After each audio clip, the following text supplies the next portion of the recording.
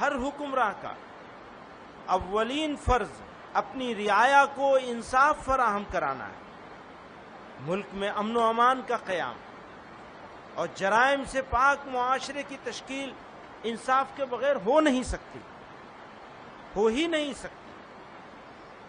لیکن افسوس کے ساتھ یہ کہنا پڑتا ہے کہ گزشتہ کچھ عرصے سے بالخصوص بابری مسجد، طلاق ثلاثہ جیسے بہت سے مسئلوں پر فیصلے کے بعد یہ تاثر عام ہو رہا ہے کہ عدالتیں حکومتوں کے دباؤ میں کام کر رہی ہیں۔ اقلیتوں کے آئینی حقوق اور دستور کے بعد بنیادی اصولوں کی تشریح کی ایسی مثالیں سامنے آئی ہیں جنہوں نے عدالتوں کے کردار پر سوالیہ نشان لگا دیا ہے۔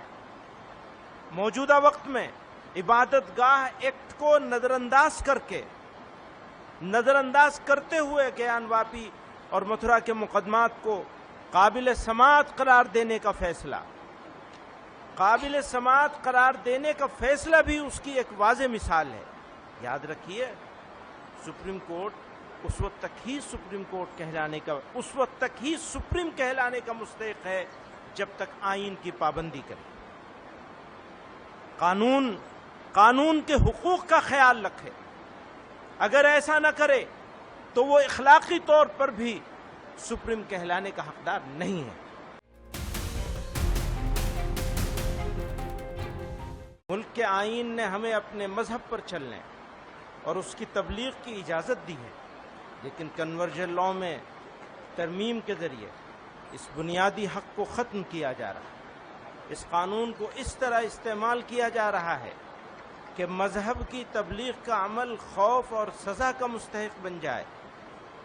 دوسری طرف گھر واپسی کے نام پر کسی خاص دھرم میں شامل کرنے والوں کو کھلی چھوٹ حاصل ہے، ان پر کوئی سوال نہیں اٹھایا جاتا، نہ قانونی کارروائی ہوتی ہے۔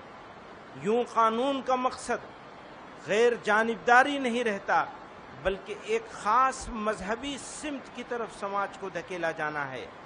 یہ پورا ڈھانچہ دراصل دوہرے رویے کا مظہر ہے کہ ایک طرف مسلمانوں اور دیگر اقلیتوں کے مذہبی حق دعوت کو جرم بنا دیا جائے، تو دوسری طرف مسلم نوجوانوں کو دباؤ، خوف اور ریاسی تائید یافتہ سرگرمیوں کے ذریعے اکثریت کے مذہب میں شامل ہونے پر مجبور کیا جائے۔ اسی طرح ہمارے ملک میں خالص دینی اصطلاح حلال کے تصور کو منظم طور پر بدنام کیا جا رہا ہے۔ حالانکہ حلال کا مطلب صرف ذبیحہ نہیں، بلکہ ایک مسلمان کی پوری زندگی کا پاکیزہ طرز عمل ہے۔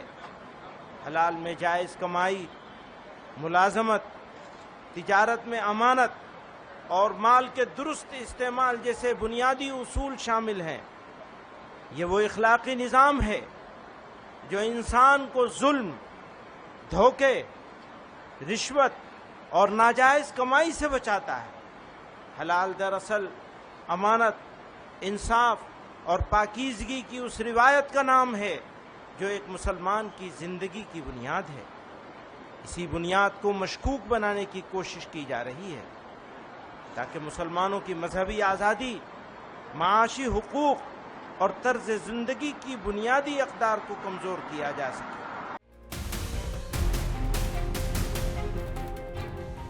جہاد۔ اسلام اور مسلمانوں کے دشمنوں نے اسلام کی مقدس اصطلاحات مثلا جہاد کے لفظ کو ایک گالی، فساد اور وائلنس کا ہم نام بنا دیا ہے۔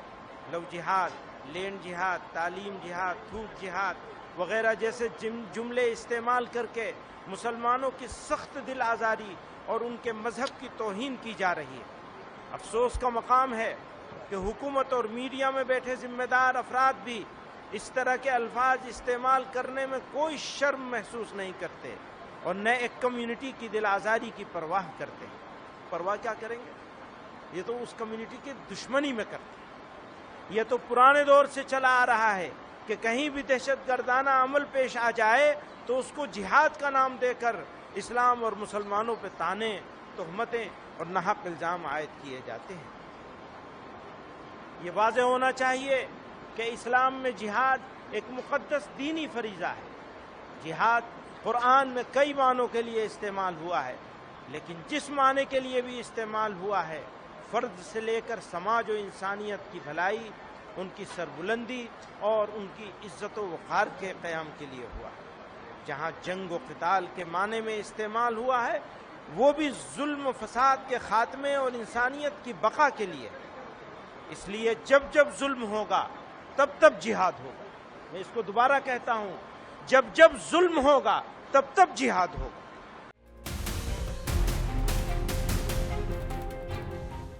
یہ درست ہے کہ ہمارے سامنے مشکلات اور پریشانیاں ہیں، اور بسا اوقات مشکلات کی بے شمار فوجوں کو دیکھ کر ہم اپنے مستقبل سے مایوس ہوتے ہیں، لیکن آپ صرف اپنے اوپر نہیں بلکہ پورے عالم انسانیت پر نظر ڈالیے۔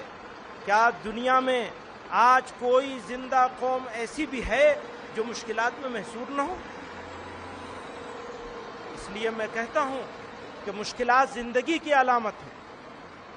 مردہ قومیں مشکلات میں مبتلا نہیں ہوتی، وہ تو سرنڈر کر دیتی ہے۔ وہ کہیں گے وندے ماترم پڑھو تو پڑھنا شروع کر دیں۔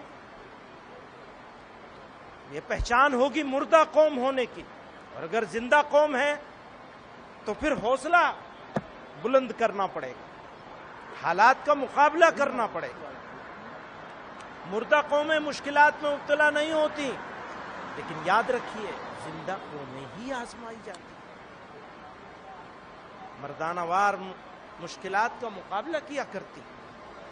اللہ تعالیٰ نے ارشاد فرمایا وَلَنَبْلُوَنَّكُمْ بِشَيْءٍ مِّنَ الْخَوْفِ وَالْجُوعِ وَنَقْصٍ مِّنَ الْأَمْوَالِ وَالْأَنفُسِ وَالثَّمَرَاتِ، پھر کہتے ہیں وَبَشِّرِ الصَّابِرِينَ، ہم تمہاری آزمائش کرتے رہیں گے، کچھ خوف اور بھوک سے، مال اور جان سے، اور پھلوں کے نقصان سے، اور صبر کرنے والوں کے لیے بشارت ہے۔